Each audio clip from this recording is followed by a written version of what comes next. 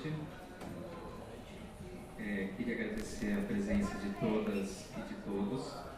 Eu tenho a viva impressão que no primeiro dia eu usei só todos no masculino, quer dizer, nosso aprendizado da linguagem que respeita a representatividade às vezes falha, por isso já me desculpo previamente, espero me corrigir devidamente hoje. Eu agradeço a todas e todos, a todo o público presente.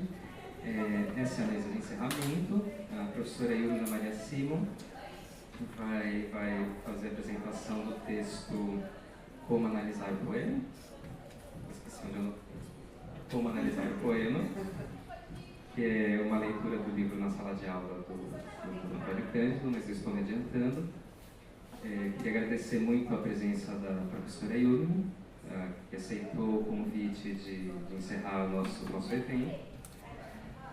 Yumina Maria Simon tem graduação em letras. Ela pediu para que eu não fizesse a apresentação do Lattes, mas eu vou fazer assim, porque se eu ficaria perdido sem protocolo. Desculpa, eu vou fazer. Justamente por isso. Tem graduação em letras, especialização em teoria da literatura pela Universidade Estadual Paulista, a Unesp. Doutorado em literatura brasileira pela Unesp também, pós-doutorado em literatura brasileira e literatura comparada pela Universidade de Yale, foi professora de literatura brasileira na Unesp de Assis, professora visitante no departamento de espanhol e português da Universidade de Yale e professora de teoria literária e literatura brasileira da Universidade Estadual de Campinas, da Unicamp. Atualmente é aposentada da Universidade Estadual de Campinas, Unicamp, e professora de Teoria Literária e Literatura Comparada da Universidade de São Paulo. Tem experiência na área de letras e atua com ênfase em teoria literária, literatura brasileira, crítica literária e história literária. Atuando principalmente nas seguintes linhas de pesquisa: literatura e sociedade, formas e gêneros literários, teorias críticas, cultura e história literária, poesia brasileira moderna e contemporânea. Particularmente, o que sempre me chama a atenção nos textos da Yumina é a sua escrita, que, sem perder a clareza e a capacidade de ensinar, é com frequência combativa e polêmica, buscando posicionar-se como intervenção em um espaço público. É uma escrita que, ao mesmo tempo, uma escrita de docente, ou seja, uma escrita de uma intelectual, né? E ao mesmo tempo tem uma escrita democrática, não por um respeito formal ou formalista pela alteridade, mas por uma intervenção que respeita a alteridade na medida que interpela ao mesmo tempo com respeito, mas com respeito não formal, interpela vivamente. Seu intuito, me parece, então, ser o de captar as ideias no que elas têm de vivo, em uma leitura exigente e pautada pelo signo da atualidade estética, da atualidade e da qualidade estética, o que a faz confrontar o rebarbativo, o decalque e as formas mais atuais de retorno à ourivesaria poética, o que ela chama de retradicionalização frívola. Dentre os seus textos, eu gostaria de destacar alguns deles, como aquele escrito com Vinícius Dantas, que tem o que talvez seja o título mais instigante da crítica literária brasileira, que chama Poesia Ruim, Sociedade Pior, sobre a poesia dita marginal das décadas de 1960 e 1970. Gostaria de destacar também a abordagem rigorosa que faz do concretismo e, no entanto, muito esclarecedora, em esteticismo e participação. Também a descoberta e a análise da poesia de Valdo Mota, em Revelação e Desencanto, em que Yumina busca intervir no debate da poesia contemporânea, apresentando um poeta até então pouco desconhecido ou desconhecido, e que, no entanto, tem um potencial de inovação imprevisto, capaz de reverter muitos dos consensos atuais sobre o que seria a poesia contemporânea. Além do já clássico livro sobre a Rosa do Povo de Drummond, chamado Drummond, uma poética do uso. Bom, sem mais, porque vocês já me ouviram falando o suficiente, passando a voz a quem é de direito, por favor, estarei.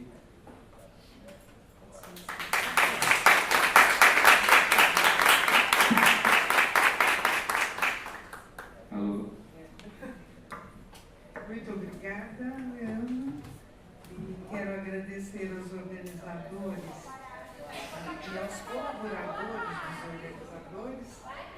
pela oportunidade de poder participar desta jornada em homenagem ao Antônio Cândido.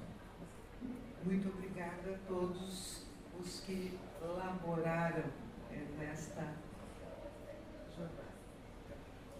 Eu vou falar aqui sobre um assunto óbvio em nosso meio, na sala de aula, o caderno de análise literária de Antônio Cândido. Quase que o mesmo que falar sobre uma tragédia grega, como Édipo, por exemplo, ou uma novela da Globo até, por que não? Né? Este livro é o beabá da prática analítica e cartilha de interpretação crítica. Portanto, vou falar sobre o que vocês estão cansados de saber. Quer dizer, minha exposição, na verdade, é para os convertidos e os viciados, né, na obra do Antônio Cândido e em outras obras interessantes. Né? Mas indo um pouco adiante do ABC, né, eu quero ressaltar aqui o lado experimental da prática analítica e interpretativa de Antônio Cândido, visível ao organizar um livro didático de alta complexidade teórica que não escamoteia problemas de teoria literária e questões de historiografia literária.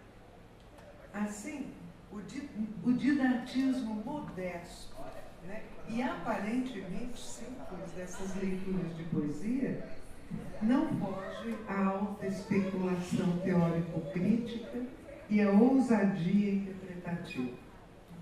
Para acentuar tais qualidades dos posicionamentos do nosso crítico, além da felicidade pedagógica e literária de sua prosa, desejo apresentar na sala de aula como uma espécie de convergência e coroamento de várias linhas do trabalho crítico de Antônio Cândido. Como entrar no poema? Para Antônio Cândido, o desafio está em descobrir e formular quais são os princípios organizadores do texto, aqueles capazes de estruturar o todo e gerar significado. O fio condutor de suas leituras é o conceito de estrutura, como todos sabem, né? Pensado como correlação sistemática das partes do poema, cujo funcionamento singular, imprevisível e aberto produz tensões que pedem uma decifração cuidadosa e detalhada, inspirada por uma heurística improvisada e criativa a cada caso. Isso é importante notar, a heurística improvisada e criativa a cada caso. O todo, no entanto, não é algo positivamente palpável. Seu significado nasce da capacidade do leitor em induzir articulações, dinamismos e sínteses que possam mimetizar no insight o funcionamento unitário e contraditório do texto poético, o que não deixa de ser uma adoção lato sensu da noção de ambiguidade. Talvez inspirado pelo New Criticism, Antônio Cândido foi levado a pensar a estrutura do poema como seu significado. A estrutura é significado, né? Ligando camadas aparentes a camadas profundas, mas atribuindo à estrutura um conteúdo infixo e oscilante, associado à significação e à interpretação.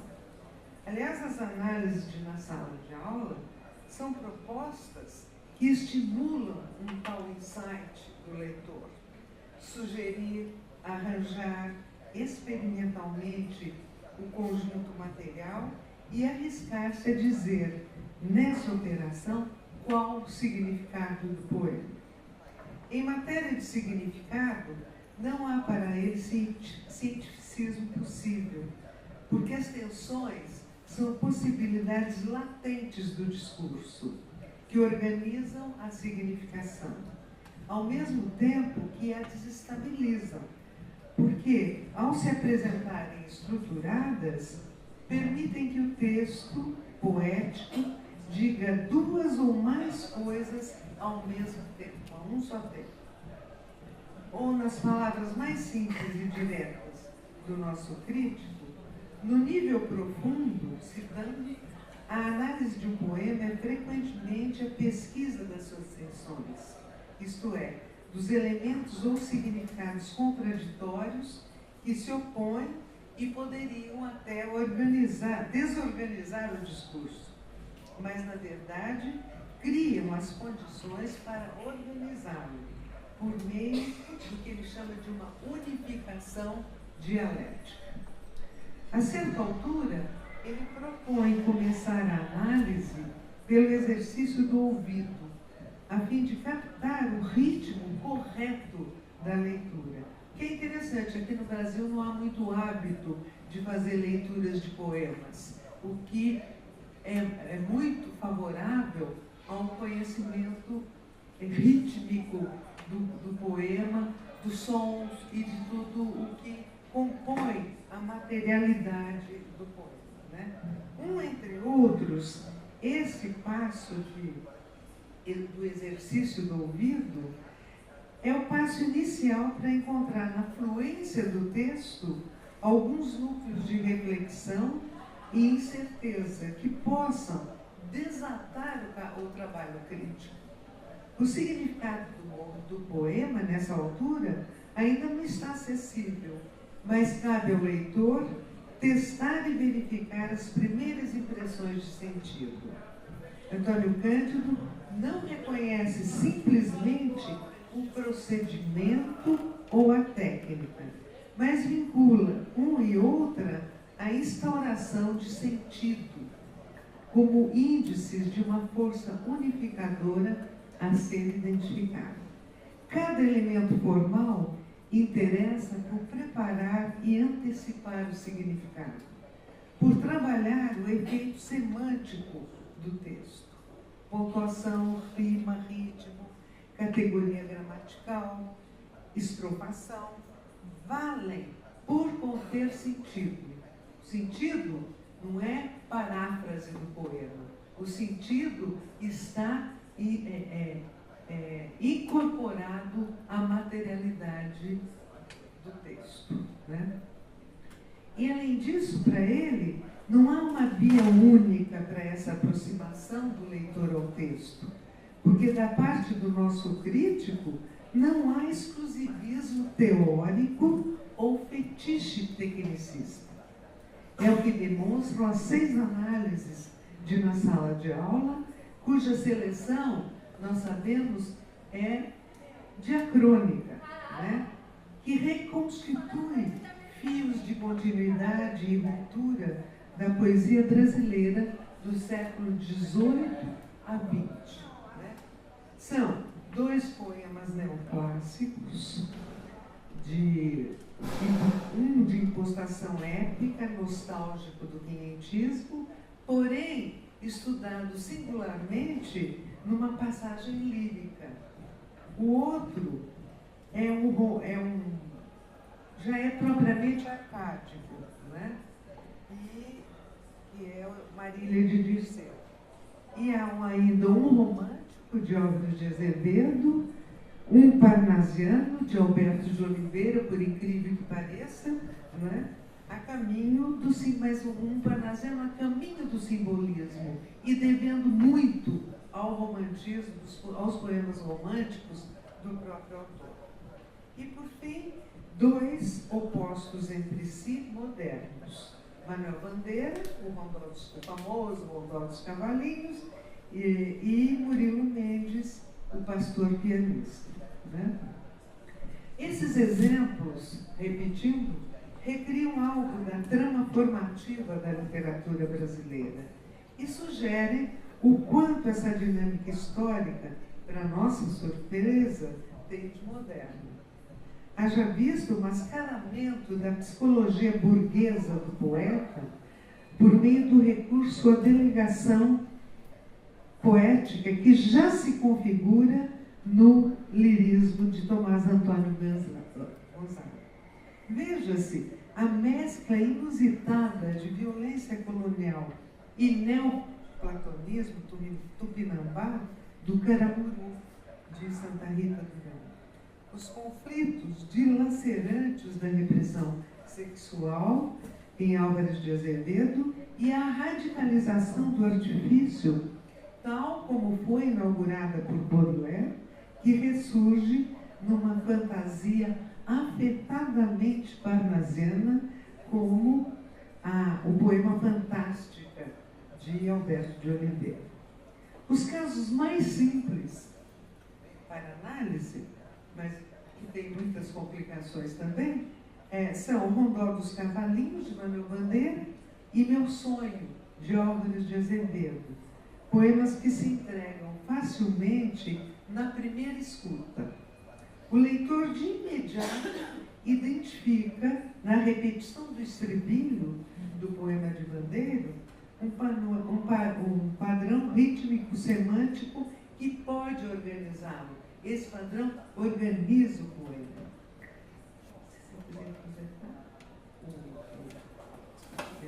Os cavalinhos correndo e nós cavalões comendo. Isso é famoso. Isso também já é óbvio para todos vocês. Todos sabem disso, né? Eu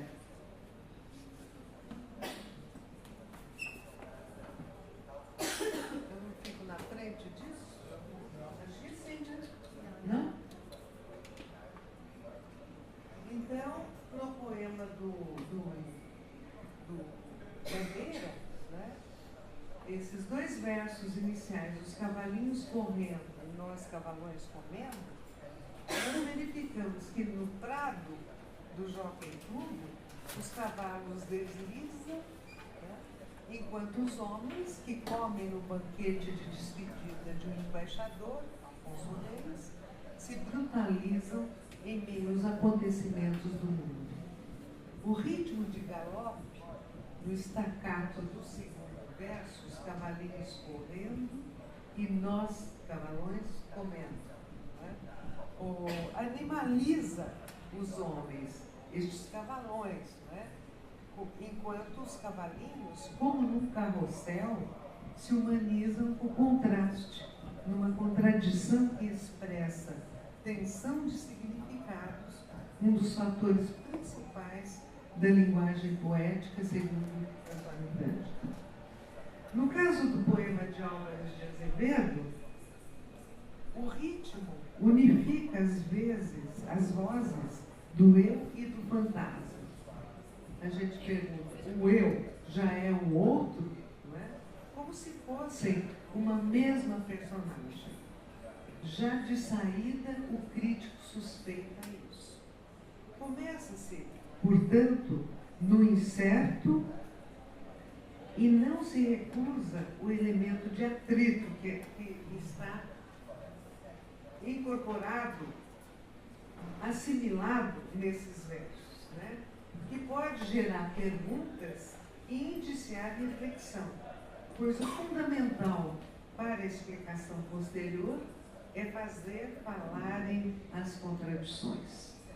A cena narrada em primeira pessoa tem aparente tom dramático, mas os verbos, todos no presente, sugerem um relato de algo que ocorre em tempo real.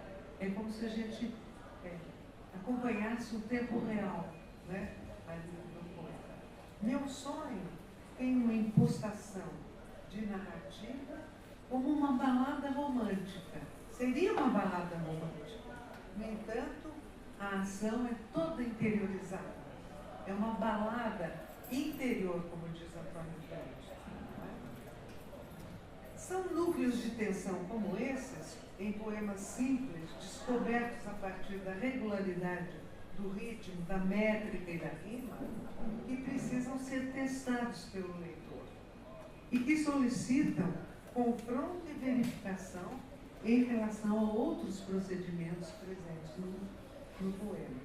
Isto a fim de se saber se o sentido ostensivo, evidente, claro, né, é reforçado, em que momentos é reforçado ou negado, parcial ou inteiramente, pelo texto no seu conjunto. A análise busca, portanto, especificar o choque de formas e inferir de que modo funcionam no uso que lhes fabricou o poeta. Em caso bem diferente de um poema do século XVIII, a primeira suspeita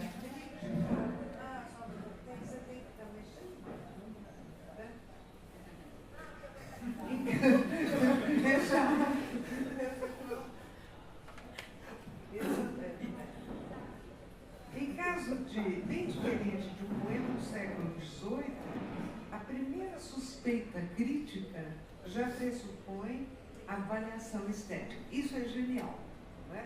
Porque Antônio Cândido nota no Caramuru a qualidade poética dos momentos de pausa contrapostos a tediosas cenas de guerra, como ele diz. Assim, ele desentranha um problema de fundo que possa ser esclarecido pelos trechos poeticamente mais bem realizados, como, por exemplo, o episódio do Sono de Paraguaçu. Aqui o crítico desacusado valoriza a linha que quebra o movimento, o detalhe que transgride a construção épica, a beleza da cena de repouso que desmente a violência da guerra, as quais, anticanonicamente, solapam o funcionamento oficialista da epopeia. São esses achados, essas descobertas do Antônio Cândido que nos atraem e nos impressionam, porque ele vai do gênero, ele não bate diretamente no gênero, ele não respeita o gênero como o poeta, quando o poeta não respeita, é fato, né? Por isso ele está escolhendo muito bem os poemas. No caso de Álvares de Azevedo, então, o ritmo do galope no segundo staccato, no staccato do segundo verso aqui do Manuel Bandeira, ele cria uma situação de contraste com o primeiro verso, né? Os cavalinhos correndo tão suave, tão simples, e nós cavalões comendo. No caso do poema de Álvares de Azevedo, né, quando ele unifica o eu e o fantasma, né, como se fosse uma única pessoa, um único personagem, né, é uma maneira dele mostrar a construção das contradições. Né? No caso diferente desse poema que eu mencionei, quando o crítico suspeita pela primeira lá de saída que de alguma maneira há momentos melhores e momentos piores nessa épica, ele nota que a qualidade dos momentos de pausa, né, estão, como eu já disse, contrapostos às tediosas cenas de guerra, né? Há um problema de fundo nesse trecho que ele seleciona, o Sono de Paraguaçu, né? Que vai sendo esclarecido por trechos poeticamente mais bem realizados ao longo do todo do texto. Né? E aqui ele valoriza, como eu já disse também, a linha que quebra o movimento, o detalhe que transgride a construção épica, a beleza da cena de repouso que desmente a violência da guerra, que, anticanonicamente, solapam o funcionamento oficialista da epopeia. Por que eu repeti essas questões? Para mostrar as relações de análise do método analítico, eu não gosto de falar método, da prática analítica do Antônio Cândido, né, diante de poemas de tão diferente extração e de tão diferente valoração estética. Né? No poema de Santa Rita Durão, o ponto de partida é explicar, entre outras tensões menos relevantes, como se combinam tendências ilustradas, traços barrocos e neoclássicos, né? Mostrando, nas palavras do crítico, uma estrutura profunda de vacilações que são também soluções poéticas. Isto, em parte, por programa, nas palavras ainda do Antônio Cândido, isto, em parte, por programa, em parte, por instinto poético, em parte, por reflexo da ambiguidade essencial do mundo português dos 700, ao qual o Santa Rita Durão está ligado. Eu chamo a atenção nesta passagem para a multiplicidade de fatores aventada pelo crítico para explicar os processos que transpassam a obra de Durão, entre os quais inclui tanto um programa artístico da época, digamos, um classicismo ilustrado, né? Uma personalidade dilacerada, um frade dilacerado, mas com gosto pessoal bem definido, que é o gosto do autor, assim como o fato de compartilhar traços residuais e continuidades da tradição portuguesa. Vejam a quantidade de elementos que ele mobiliza para analisar um poema do século XVIII. Então, a estrutura para Antônio Cândido nunca se torna independente do processo de construção de cada texto, nem é formulada em abstrato em relação ao esforço de expressão do texto, do autor ou do momento histórico. Ele não pratica a leitura imanente, como se costuma praticar, né? Para escapar à ideologia ou limpar o texto do seu contexto. Isso acontece muito na leitura imanente. Né?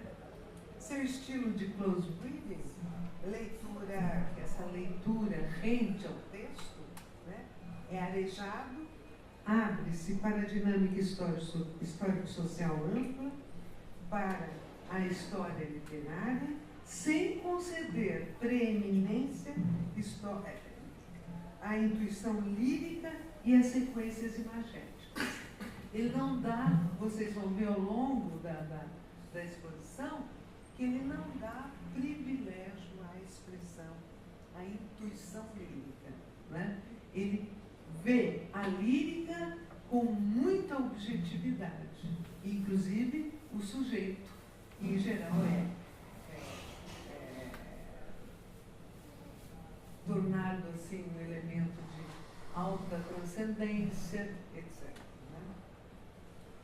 Bom, então, ao não conceder preeminência à intuição lírica, nem às sequências imagéticas, nem à recorrência de pormenores, nem à informação externa, seja biográfica ou histórica, porque cada um desses elementos se submete à imposição da provável unidade de sentido.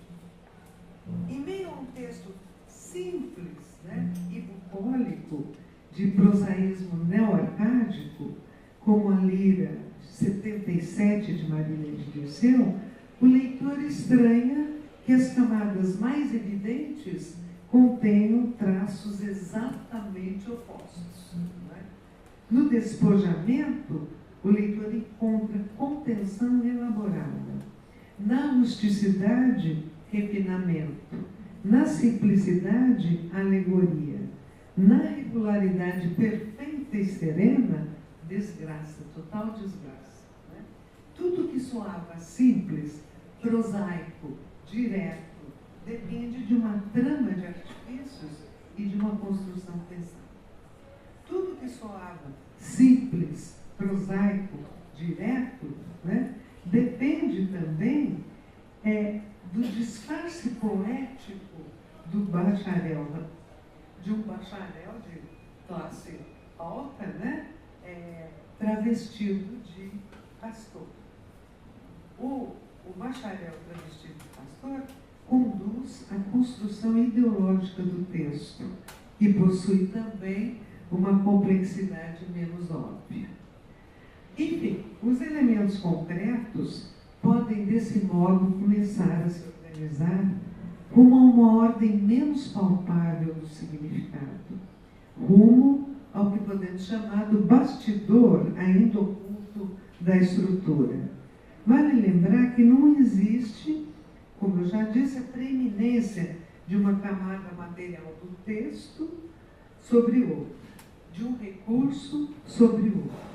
A multiplicidade de camadas, condicionamentos e orientações que a matriz textual impõe à descoberta de novos planos de significação, levaram Antônio Cândido a assumir um ponto de vista formalmente deshierarquizado. Isso é importante para compreender a prática analítica dele. Um ponto de vista formalmente deshierarquizado que encarna menos uma escolha teórica do que a necessidade imposta pelo próprio texto. Este é um ponto que merece maior reflexão, né? Que não é a teoria que comanda, mas o próprio texto, né? A necessidade que o texto impõe para nós. Então, tudo que soava simples, prosaico, direto, depende de uma trama de artifícios e de uma construção pensada.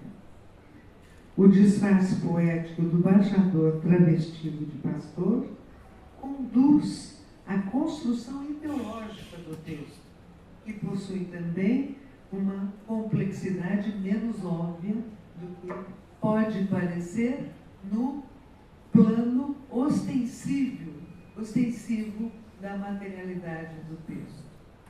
Em resumo, tudo isso para dizer que cada poema exige do intérprete um movimento de diferenciação analítica que capta a ideia básica do texto no funcionamento tensionado de suas partes. As tensões se apoiam em dados específicos e concretos.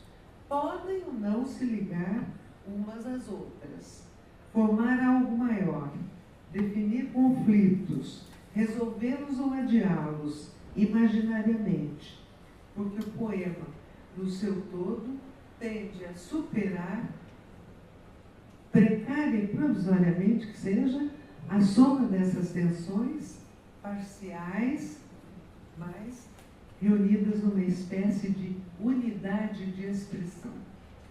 O intérprete, ao reunir esses núcleos de tensão em sua primeira abordagem, precisa estar ciente das mudanças de direção que o próprio material solicita e saber fazer caminhos simultâneos, vários e possíveis para a decifração do significado. Por que eu estou estranhando? Os óculos. Eu não estou enxergando. Preciso de óculos para perto. Bom, vejam então como a noção de estrutura, tal como concebida e praticada por Antônio Amanzi e praticada por Antônio Cândido, não é incompatível com a exposição viva e expressiva das contradições internas do texto. Ao contrário, projeta o significado como um funcionamento conflitivo e poeticamente contraditório. O choque, a incerteza, a instabilidade, elementos de modernidade, ficam desse modo estruturalmente integrados ao poema. Antônio Cândido subordina o significado à contradição, confirmando a estrutura como correlação sistemática das partes. Os leitores, em geral, pelo que nós conhecemos, querem normalizar o poema, apresentar uma suposta homogeneidade, né? Quando a ideia de correlação sistemática das partes está baseada num funcionamento conflitivo e contraditório. O poema não iguala os elementos que o compõem. Ao contrário, o poema põe à mostra os conflitos e pede diferenciação crítica. É isso que está sumindo um pouco do nosso horizonte hoje em dia. Eu reconheço que há uma certa labilidade entre estrutura, significado, estrutura significativa, porque o movimento da análise reitera a ideia de que a forma é conteúdo. Não é? No Rondó dos Cavalinhos, Antônio Cândido observa com bom humor que o conteúdo parafraseável do poema é quase nada. Se você for fazer uma paráfrase do Rondó dos Cavalinhos, é nada. Né? Mas sob a cadência de uma ordem fechada de repetições, dos 23 versos do poema, 10 são estribilho e 5 são repetições com variação quando entra a mulher, Esmeralda, né? E 5 são de modo que apenas 8 versos não se repetem, num poema de 23 versos. Como é que ele pôde, né, sob esse movimento repetitivo, encontrar, como se esboça o Antônio Cândido, encontrar, né, um nexo entre anedota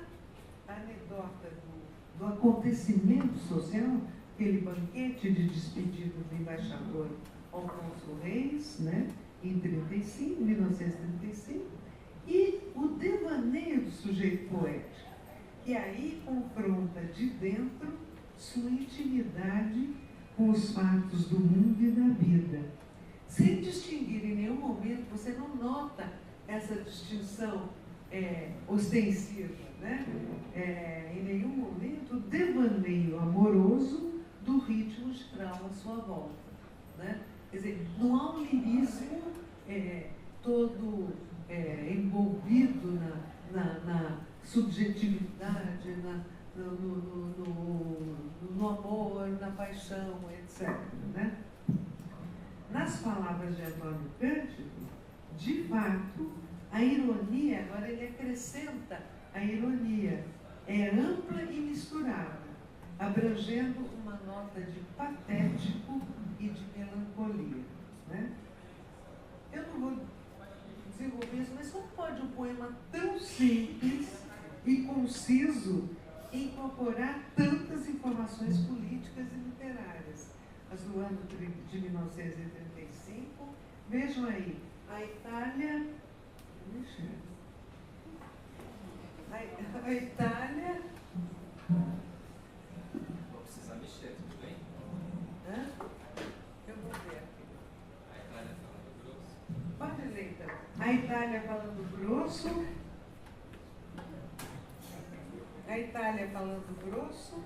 A Europa se avacalhando. Outros momentos.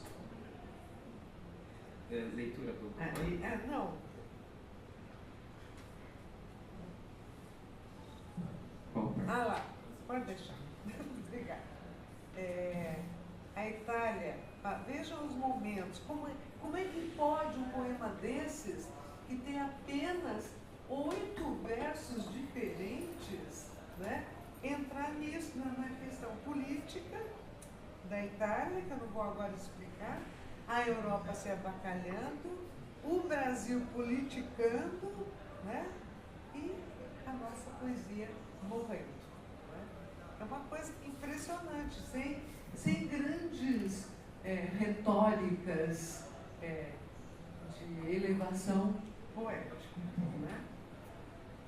Então, explicitando o contexto da ironia, que ele diz que abrange o patético e a melancolia, nós podemos ver aí a ironia com o meio social burguês, dos literatos que estão lá no jockey, no banquete, o patético com a obsessão amorosa que invade o eu lírico, e com a impotência de todos diante do curso do mundo. Está claro que o mundo vai indo muito mal.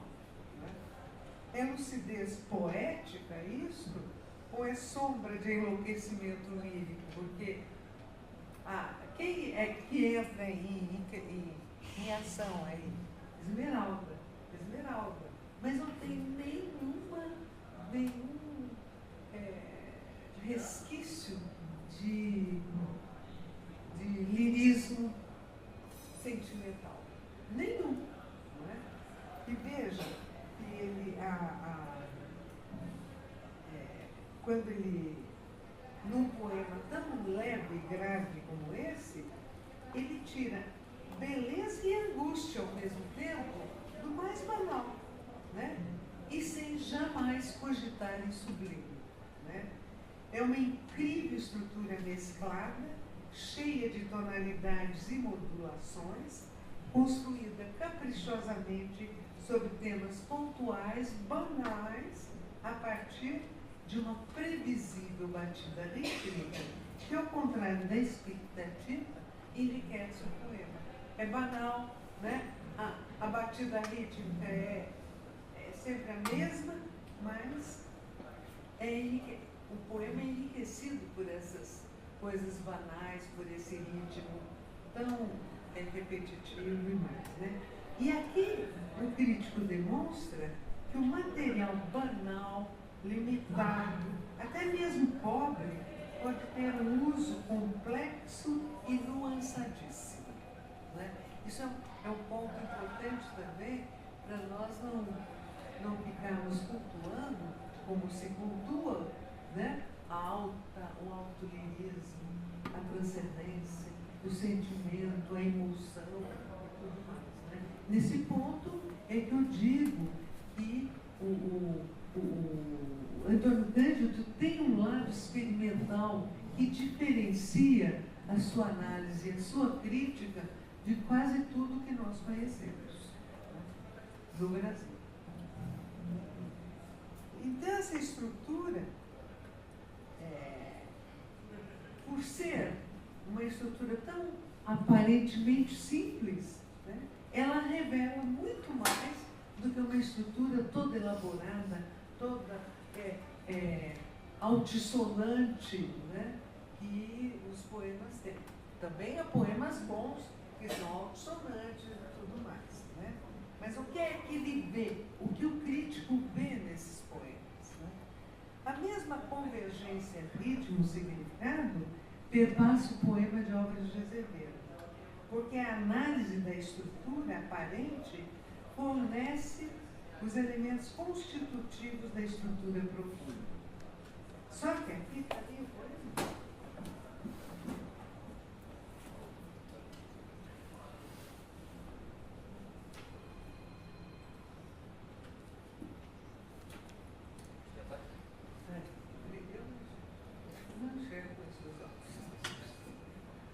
Então, essa mesma convergência ritmo-significado está no poema do Álvares de Azevedo. Porque, como eu já disse, os elementos aparentes da estrutura fornecem os elementos constitutivos da estrutura profunda.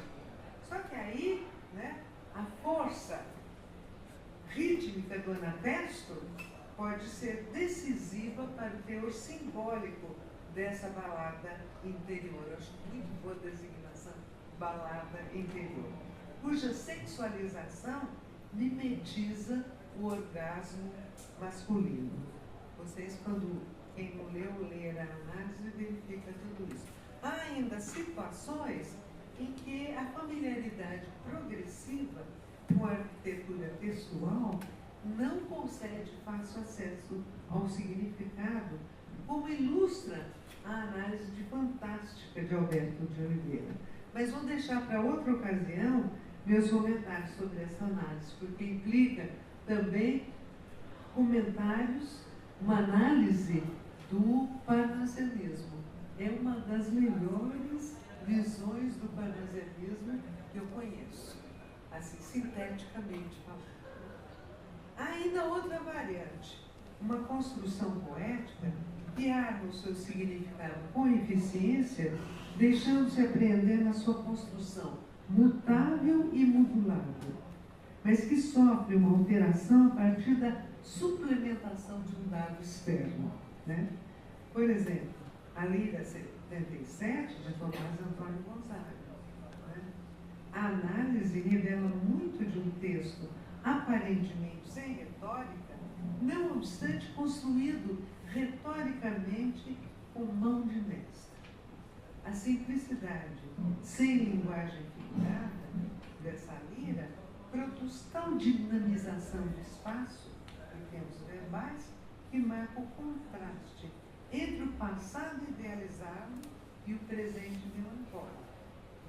Daí a passagem de uma situação proveitosa para uma desgraça, né? Com a prisão e tudo que aconteceu com o Gonzaga. Isso cria uma representação dramática do tempo vivido, o que cruza os limites da poesia neoclássica, anunciando o romantismo, este outro ponto das análises. Tudo isso, enfim, forja um poema que é um grande eufemismo para recalcar a experiência biográfica do poeta. Antônio Cândido aí adverte que o conhecimento da forma não basta. A verdade do disfarce se revela se o leitor aceitar que a convenção clássica também registra o trauma da experiência. Esse é um lado bastante interessante da abordagem e da interpretação. Ao contrário, diz ele, ao contrário do que acontece noutros poemas, o conhecimento da biografia é importante para a análise deste poema. Por isso que eu falo que a prática dele é aberta, né? E ele obedece aquilo que o poema constrói e mostra para o leitor, né? E, antes de mais nada, ele diz isso sobre a biografia, que é importante para a análise, porque permite avaliar de maneira mais completa a função da alegoria pastoral no caso do Tomás Antônio Gonzaga. Eu vou deixar a tópica da mediocridade áurea, né? Bem mais complicado é o pastor pianista, de Murilo Mendes, designado como, veja a designação dele, como uma pastoral fantástica, né? Que ilustra o conflito entre a tonalidade surreal e os vestígios do gênero arcaico. A análise assume de partida que um poema moderno não convencional como esse nos joga diretamente para o nível do significado, sem nos oferecer pontos de apoio explícitos e confiáveis no plano ostensivo da forma, o que não quer dizer que não tenha organização. Esta é uma leitura um pouco diferente das outras, porque aí o crítico é menos assertivo e pisa prudentemente no terreno surrealista, em que as mensagens podem ser todas hipotéticas e fantásticas, né?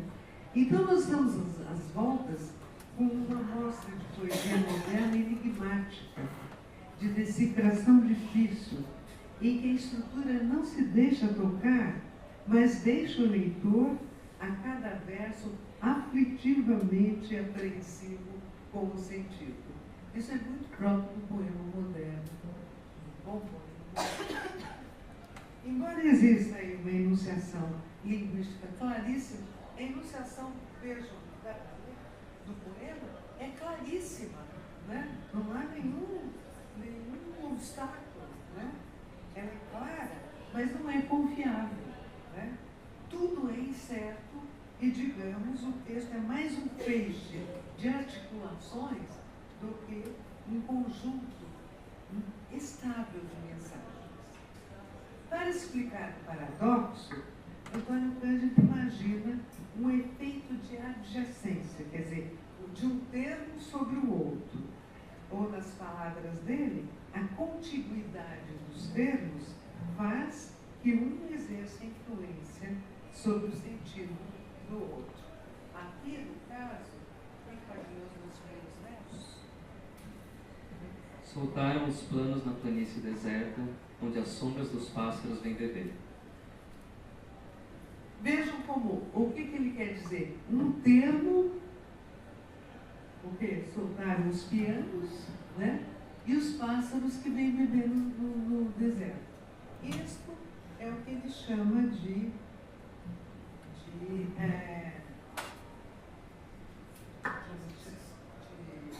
adjacência. Então, quando eu leio soltaram os pianos na planície deserta, onde as sombras dos pássaros vêm beber, pianos, um rebanho insólito, valem por outros semoventes. Bois, cavalos, carneiros, todos podem pastear na planície deserta, né? E esses semoventes, bois, que poderiam dar uma lógica ao verso, né? Poderiam pastar na planície deserta, também agem sobre os pássaros, né? Que vão fazer os pássaros? Não são os pássaros, são as sombras, ele diz, né? Mas as sombras vêm beber, transfigurando um aparente deserto em ponte, né? Isso que ele chama de efeito de adjacência. Então, a adjacência estabilizaria o sentido, podendo inclusive distorcer os significados, quer dizer, fazendo com que palavras ausentes, como bois, cavalos, carneiros, né? Descartadas de uma possível composição lógica do enunciado, também entrem virtualmente na significação dos versos. As palavras ausentes participam da análise para chegar ao significado. Então ele comenta, o processo cumulativo robustece a coerência poética na medida em que aumenta a incongruência em vez de desmascará-la. Aqui o recurso ao dispositivo desse tipo ocupa didaticamente a função da estrutura, porque os versos de Murilo constituem tensões cumulativas de uma linguagem poética que aprofunda a incongruência com rigor e inesperada logicidade, né? Ele trata a incongruência com rigor, né? E com lógica. Então, ele se pergunta, Antônio Cândido, como é possível analisar a sintaxe, a combinatória verbal e os paralelismos de um poema que, com essa construção extravagante, destrava possibilidades da enunciação e que os elementos ausentes interferem na materialidade verbal. Mas o procedimento do crítico demonstra que ele não se rende ao ilógico e às incongruências de inspiração surrealista, preferindo, ao contrário, traduzir as expressões do plano irracional pela falta de operações lógicas e formais da linguagem. Como André Breton, por exemplo, gostava muito de fazer essa mesma técnica, né? Agindo assim, sem idealizar ou mistificar o lado irracional da poesia, ele não deixa de apontar o X da interpretação. Os versos de Murilo são claros e diretos, embora seu conteúdo seja absurdo e fantástico. Dessa ambivalência de uma linguagem pouco metafórica que parece ter a objetividade das manchetes de jornal, o crítico tira consequências surpreendentes para explicar a estranheza familiar no sentido, expressão de Freud, né? De uma poética que formula a atualidade das relações entre os homens e objetos na sociedade moderna. Analisar o poema na sala de aula é já, como vimos, proceder ao reconhecimento de como se apresenta a correlação sistemática das partes, ou descobrir os itinerários para o significado.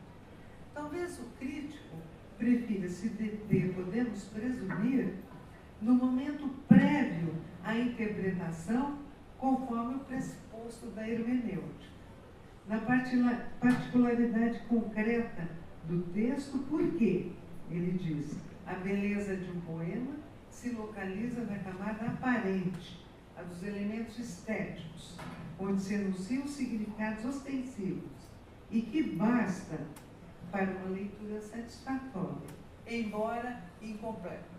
Né? Vocês vejam como é uma crítica que realmente não se dá por vencida e não tenta forçar o texto, não é? o poema.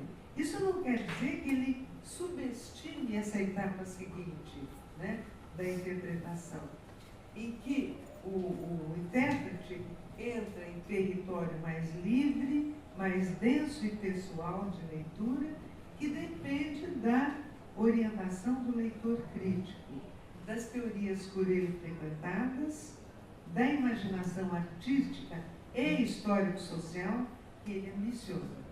Tanto é verdade que a frase citada acima, que a leitura estética dos materiais é satisfatória, mas incompleta, ele acrescenta, né, aquela frase, uma outra não menos peremptória do que aquela, né, que é a seguinte: mas a força real de um poema está na camada oculta, que revela o significado final e constitui a razão dos outros.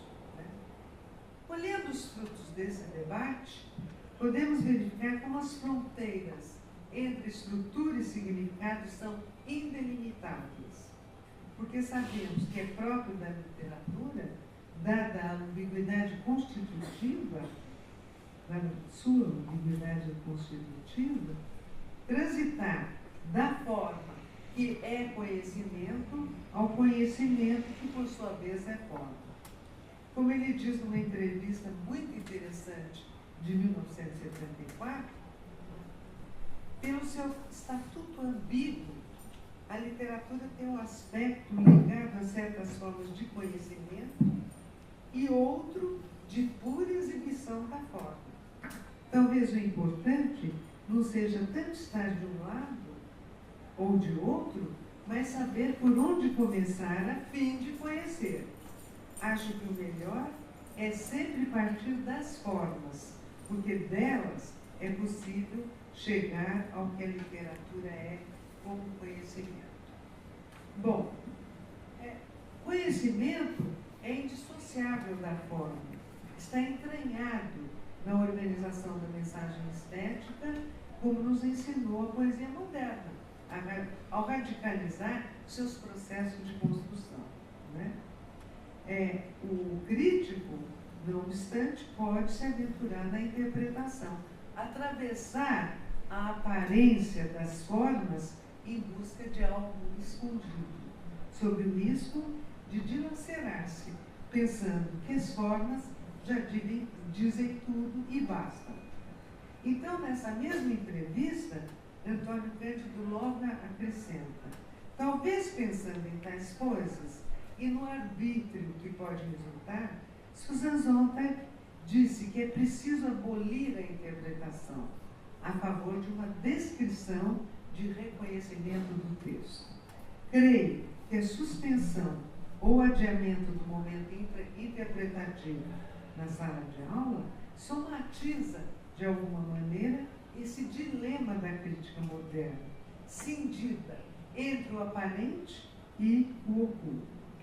No adulto, porém, é esse reconhecimento, por meio da análise formal, que dá acesso ao poema como experiência, inclusive larga de sentido.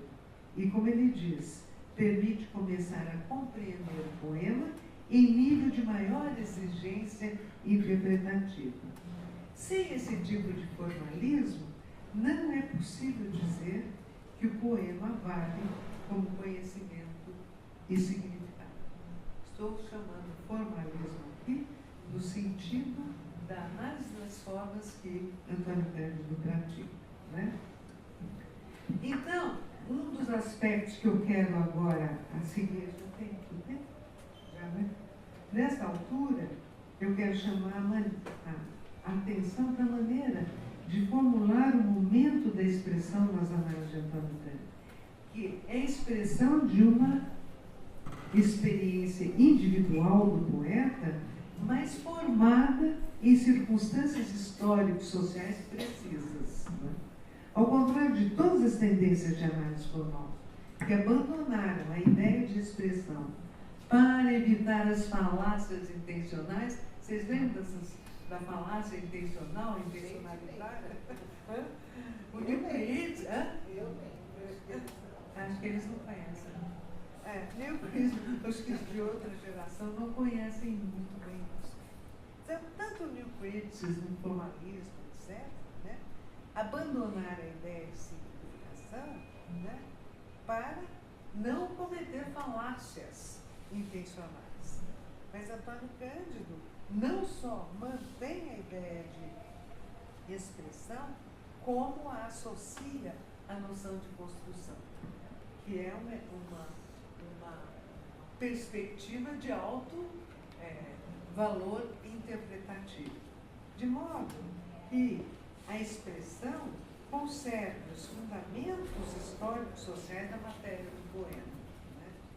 Então, ele também podia se opor frontalmente à redução do momento da expressão, tal como praticada pelo estruturalismo, né?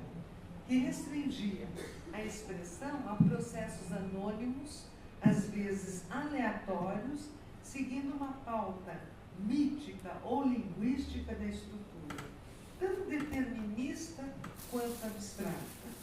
Abstrata no sentido de vazia de particularidade histórico-social. Então, a fim de tirar o protagonismo do lírico e transformar a intencionalidade emotiva da estilística na verificação dos processos de construção da poesia, Antônio Cândido trata a experiência individual fora do âmbito privado da criação e da elaboração idiosincrásica dos conteúdos.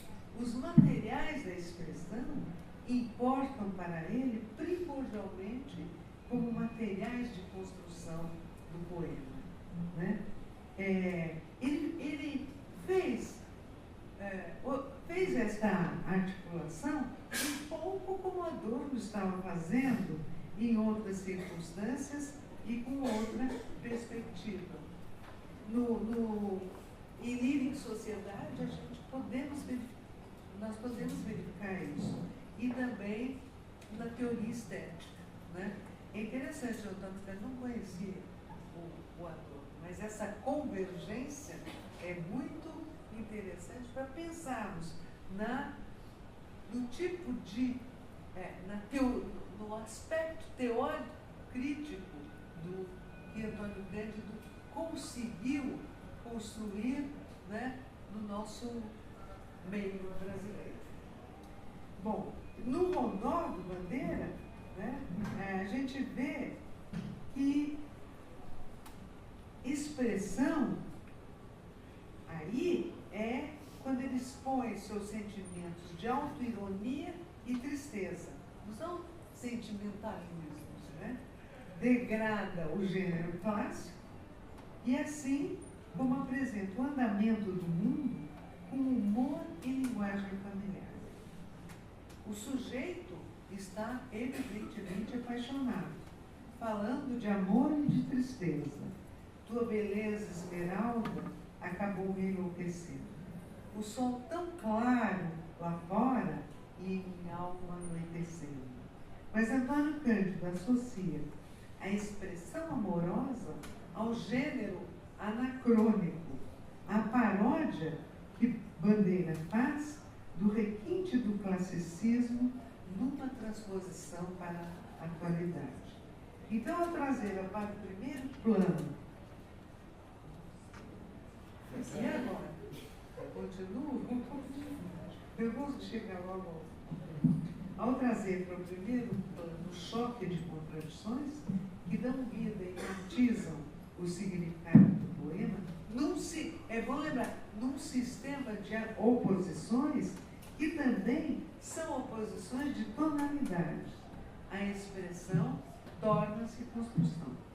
Quer dizer, expressão e construção são um par onipresente na crítica de atualidade, pois em nenhum momento expressão para ele é discurso de sinceridade genuína, de confissão ou de manifestações do eu sem mediação. Né? É aquilo que a gente fala dos poemas chorões, né? De queixas amorosas, de não sei o quê, e não tem mediação nenhuma, é só queixa, não é poesia. É exatamente o contrário do que diz Haroldo de Campos. Resumindo, Haroldo de Campos. É exatamente o contrário do que diz. Que Antônio Cândido só trata da função emotiva e referencial da linguagem. Claro que utilizando a teoria jacobsoniana.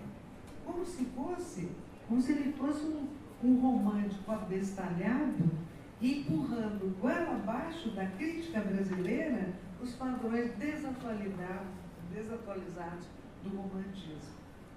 Alguma coisa tem nesse sentido Luiz Costa Lima, na crítica do Luiz Costa Lima, na crítica do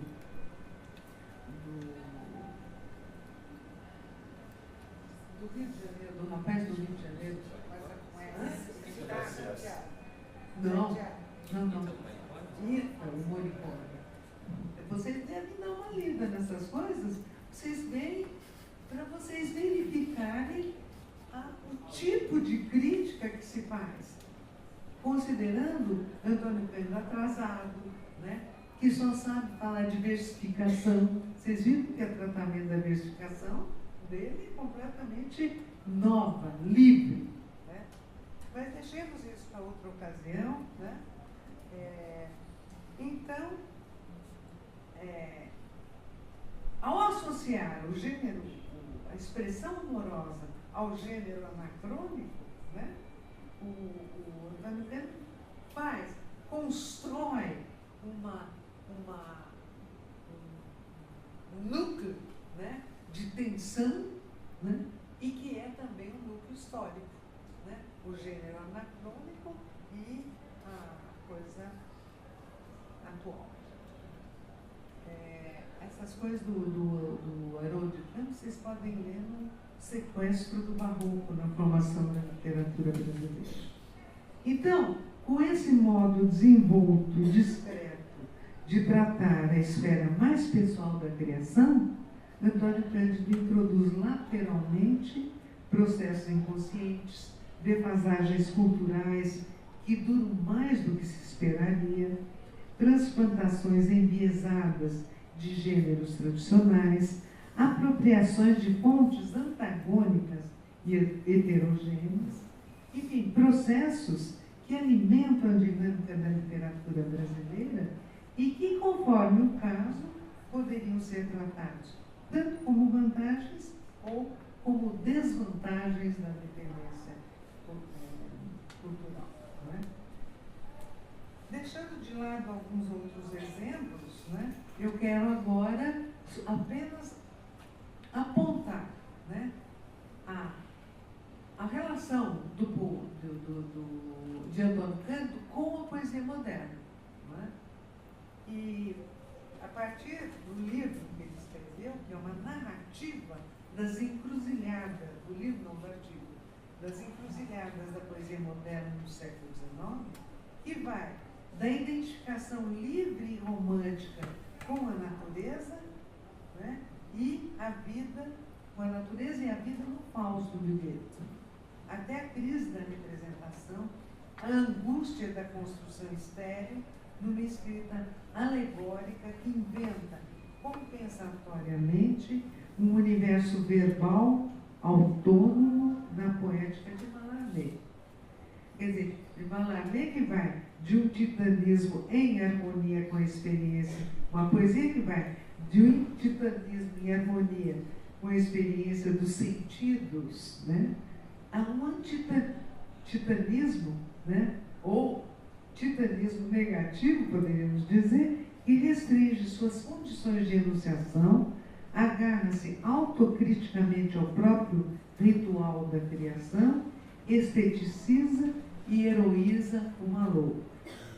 O Albatroz e o Chinês recapitula de maneira bastante rápida os episódios centrais da desidealização poética nas condições sociais de transformações da cidade moderna, do capitalismo industrial, com perda da experiência social e do prestígio público do poeta. Então, a poesia que almejava o conhecimento máximo, como o da imaginação científica, acaba por ter de se conformar às possibilidades morfinas da criação torturada e da página em branco, né? Tendo de cifrar dramaticamente os seus impasses, alçados acima do limite de um esteticismo radical. Podemos perguntar por que Antônio Cândido escreveu esse ensaio, que é de uma atualidade, de uma clareza que ensina muito, né, o conhecimento itinerário da poesia moderna, né? Salvo engano, eu creio que foi concebido como itinerário alternativo à hegemonia em nossos dias de uma leitura deshistoricizada e mitologizante do Baudelaire de Walter Benjamin, né? Mas também, no caso brasileiro, a versão triunfalista ornamental do mallarméismo difundida pela poesia concreta. Essa visão do Baudelaire, hoje em dia não se estuda mais Baudelaire. Se estuda Walter Benjamin, mas não Baudelaire, né? E mitologizando, né? Deshistoricizando, etc. Bom, para ir concluindo, o pressuposto da prática analítica de Antônio Cândido é moderno. É isso que eu queria mostrar. E acompanha, tal qual essa narrativa que ele faz no livro Albatroz e o Chinês, a autoconsciência problemática do poema, em que expressão, pouco a pouco, se torna construção. Podemos dizer que a construção do poema moderno foi por ele pensada como uma ressemantização de materiais heterogêneos, do jogo intelectual de contrastes, numa espécie de hiperorganização que subordina cada um de seus elementos, mesmo aqueles aparentemente caóticos, fragmentários e lacunares. Aliás, nós vimos nas análises que ele faz de Rondot de Cavalini e Pastor Pianista, como o crítico tira o holofote do eu lírico para iluminar o poema e seus materiais. Subjetivo e objetivo se desmascaram na relatividade de suas intensidades dramáticas, pois na liga de sua construção, o poema o supera. Antônio Cândido não separa beleza poética da sua capacidade de transformar a emoção, assim como jamais dissocia o construto verbal da historicidade que lhe dá cor e particularidade. Na crítica formalista, só para fazer um parênteses, geralmente a poesia moderna é apresentada como um construto linguístico que, de certa forma, prescinde da emoção e passa ao largo dos materiais mais datados do processo histórico-social. A tônica na organização interna tende, no caso do formalismo, tende a subestimar a articulação com os elementos externos e semânticos da referência poética, que deveria exigir do crítico maior precisão. Antônio Cândido, ao contrário, pretende justamente articular a hiperorganização interna do poema moderno às suas referências externas. Lembra uma passagem que ele trata da poesia de Rimbaud, quando observa a eficiência de tais dos poemas do Rimbaud é devido ao fato de conservarem a referência ao mundo, que é sempre um imã para a nossa percepção, mas promovendo a invenção de outro mundo, que de certo modo o suplanta e satisfaz o nosso desejo de ir além do real. Antônio Cândido aprecia, portanto, a invenção e o artifício que instauram imaginariamente espaços e territórios verbais nos quais se pode ler e decifrar as referências da realidade com ambiguidade que enriquece a forma. Então, eu vou concluir sem concluir. Não podemos, portanto, subestimar o quanto nosso crítico se beneficiou dos picos de audácia e experimentação da poesia moderna ao longo do século XX, aprendendo a responder ao alargamento das fronteiras do conceito de poética. O verso entrou em crise e, com ele também, a unidade indissolúvel de som e sentido, a relação sujeito e objeto, eu e não eu. Foram abaixo as hierarquias de assuntos e materiais, as barreiras entre língua culta e popular, e construções livres de regras e medidas, nas quais a unidade som e sentido assintosamente experimenta a arbitrariedade dos nexos. As dissonâncias agora atingem as possibilidades analógicas e transfiguradoras do verso, pois sentido e não sentido tornam-se próximos, assim como arte e anti-arte, né? Então, o poema moderno tem para Antônio Cândido uma espécie de natureza dupla. É ao mesmo tempo fácil e difícil, despojado e refinado, imediato e hipermediado. E a linguagem, como vimos, a linguagem coloquial e comuníssima pode possibilitar formulações complexas, e a pobreza de recursos pode enriquecer o texto, por incrível que pareça. Não é? A monotonia, além de um dado de caracterização, pode assegurar a variação. E até o elemento nonsense pode lançar o germe de lógica e sentido.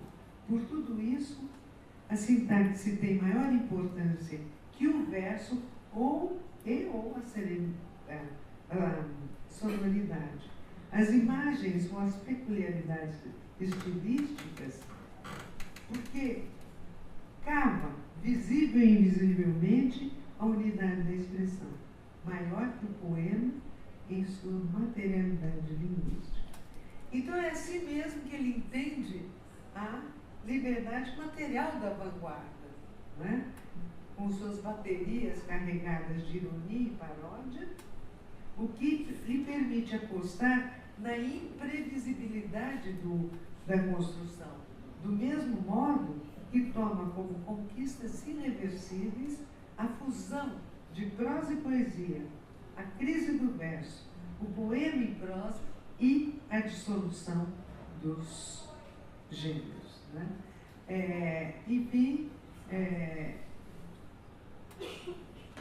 eu quero dizer que o tratamento que ele dá ao poema moderno é o mesmo mesmo que ele dá à crítica, seja de poemas modernos, seja de poemas do século XVIII, XIX, XX, o que for. O tratamento é moderno, os instrumentos de análise são modernos, mas ele jamais instrumentaliza o poema, né? Para fazer com que o poema diga o que ele quer dizer como crítico. Eu deixo para outra oportunidade a conclusão desse lado experimental e moderno de Antônio Cândido. Muito obrigada.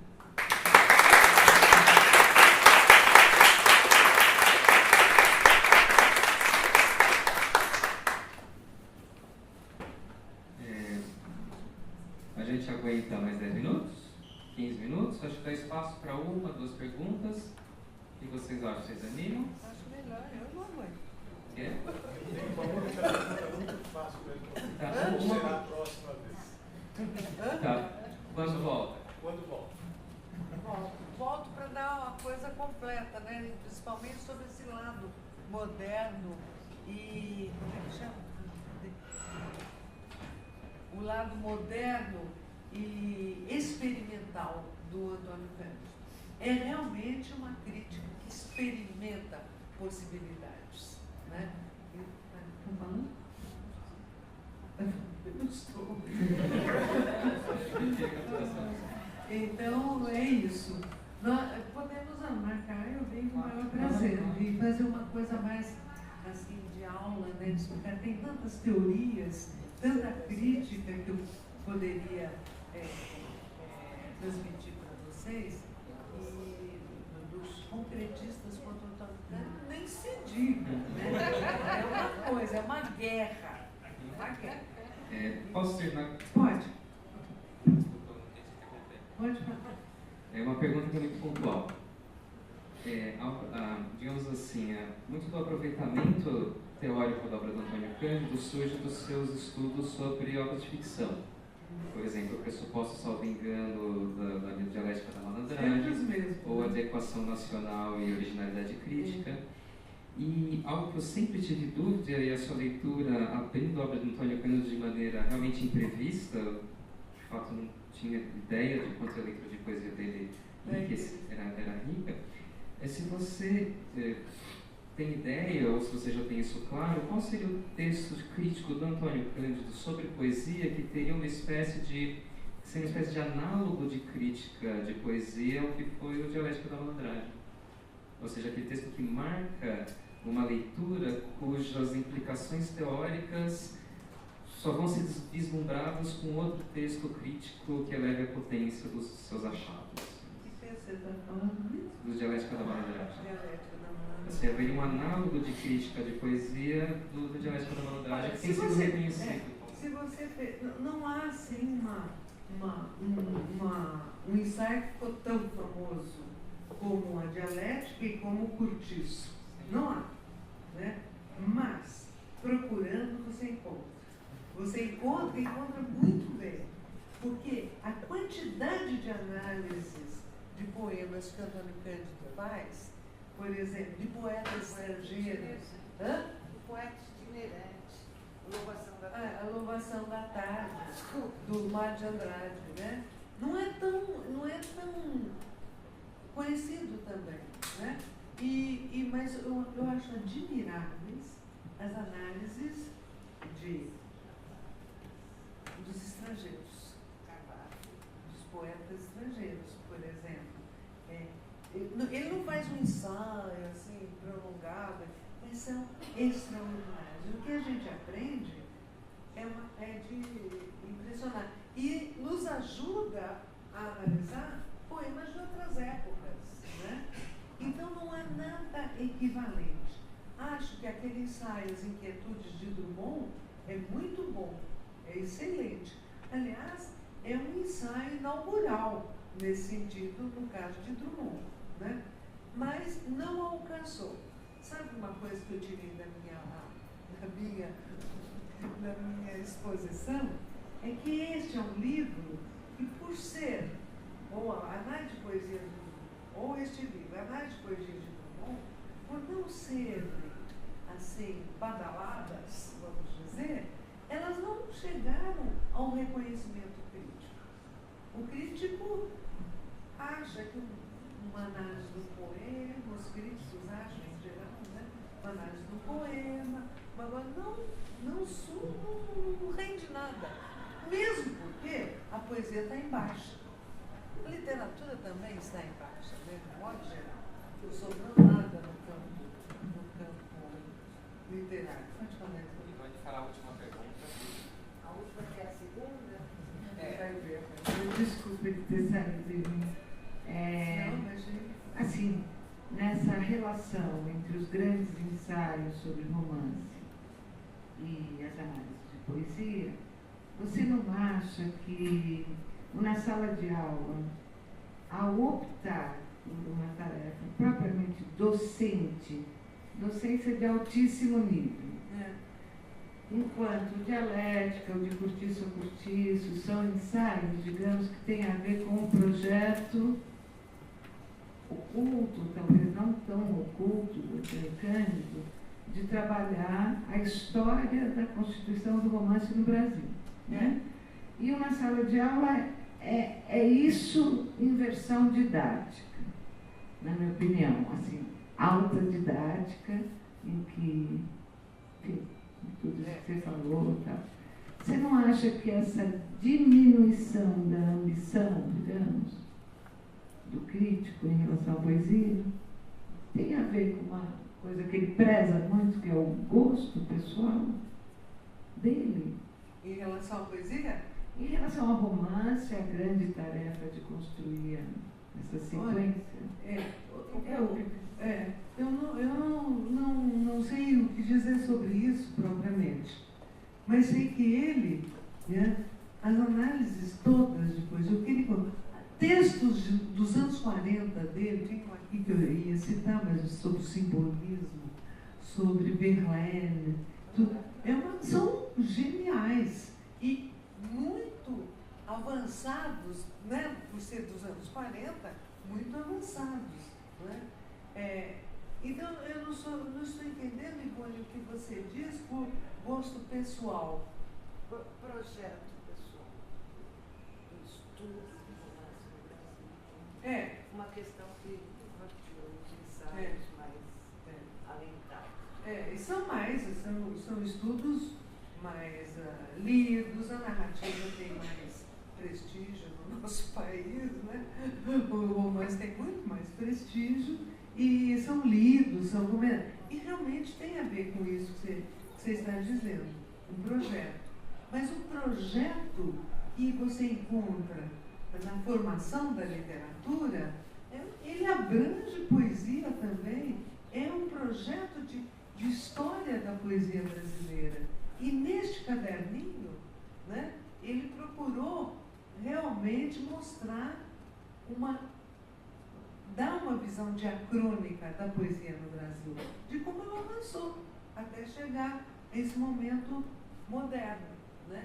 Claro que a escolha dele é uma escolha estética, né? Diante de tudo que ele escreve e apresenta na formação. Né? É estético, é escolha de gosto. Né? Ele tem critério de valoração, né? Coisa que a gente não tem. Mas eu acho que a gente, eu digo, não sou eu. Porque a maioria das pessoas não tem. Você veja, então. Eu só quis ressaltar a grandeza desse crítico ao ser e ao transcrever as grandes aulas. Né? Porque é um projeto de registrar por escrito as grandes aulas que ele construiu. E isso palestras também. Isso é de uma raridade no cenário degradado que nós vivemos. Uma realidade. E o pior é tirar do didatismo o caráter de didatismo que alguns críticos, alguns opositores, mantiveram como critério para avaliar este livro. Eles falam que o Antônio Cândido só trata de versificação. Você não teve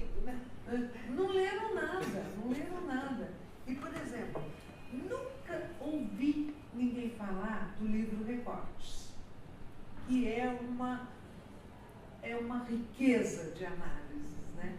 A análise que ele faz da idade do serrote, do Murilo, é impressionante, né? É impressionante. Porque ali ele mostra, isso que eu mostrei no Inundei Continuidade, prosa e poesia, ele fala, é um livro de prosa, mas é prosa e poesia, é prosa-poesia com hífen, né?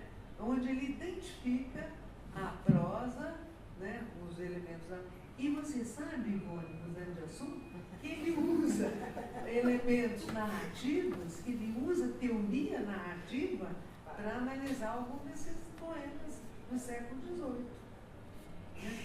Até do século XVIII. É impressionante.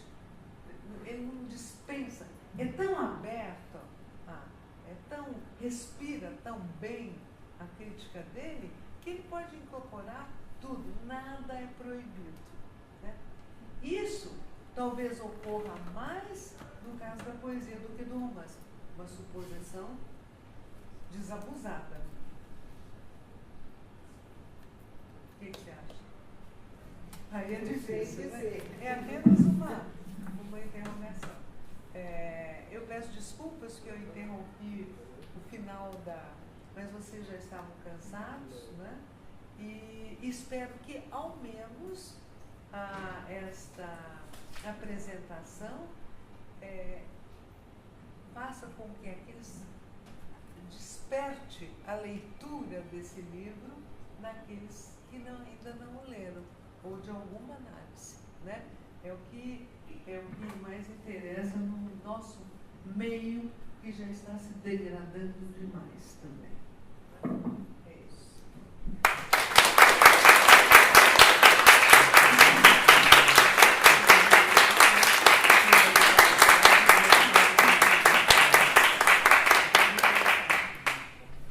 Bom, vou encerrar então formalmente a jornada.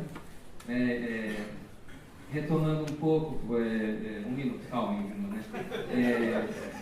Retomando ao que o Roberto Frost falou no primeiro dia, falou ontem à tarde, quer dizer, Antônio Cândido, eu acho que todas essas 6 mesas foram uma espécie de mini curso intensivo sobre a obra de Antônio Cândido, né, que, como disse o Leonardo ontem, demanda esforço, uma jornada demanda esforço, uma jornada é uma aventura que demanda até uma resistência física, como a gente descobriu. Mas acho que abriu muitas frentes de leitura da obra do Antônio Cândido que mostram a vitalidade da obra e mostram algo que, assim, acho que é um ensinamento pessoal. Já vou começar no testemunho. A parte pessoal, para mim, dessa jornada, eu descobri porque o Antônio Cândido também incomoda muito. Porque, como disse o Roberto Schwarz, ele é um crítico brasileiro e de ponta, em que brasileiro e de ponta se confundem. Então, as veleidades exteriores, que eram o ritmo das atualizações teóricas, em que, digamos assim, um conjunto de jargões valiam por ser avançado, tem no Antônio Cândido uma barreira que é difícil de derrubar. Então, digamos assim, qual era o ritmo da vida intelectual brasileira desde, digamos, fim do século XIX? E sobretudo, se intensificou na segunda metade do século XX dos estudos universitários.